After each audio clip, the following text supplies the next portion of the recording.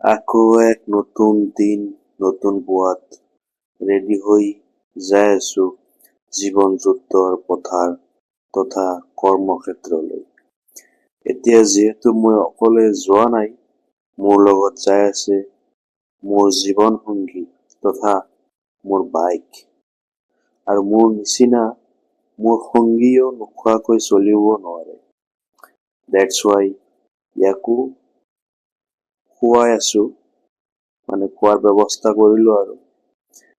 খোৱা লোৱা শেষ হোৱাৰ পিছতে নিজৰ গন্তব্য স্থানলৈ আকৌ ৰওনা দিলো।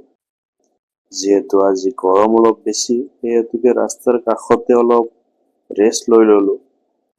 তাৰ পিছতে ৰেষ্ট লোৱা শেষ হোৱাৰ পিছতে মোৰ গন্তব্য স্থান পালোহি।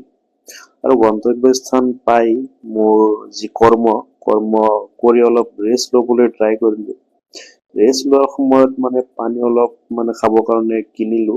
এয়া ইণ্ডিপেণ্ডেন্স পানী নতুনকে ওলাইছে, 10 টকাত ভাল পানী পায়। আৰু পানী খোৱাৰ পিছত কিবা মোৰ ফেচত গ্লো এটা আহি গ'ল, মোৰ এনেকুৱা লাগিল। আচলতে গ্লো নহয়, এয়া ছানকিষ্ট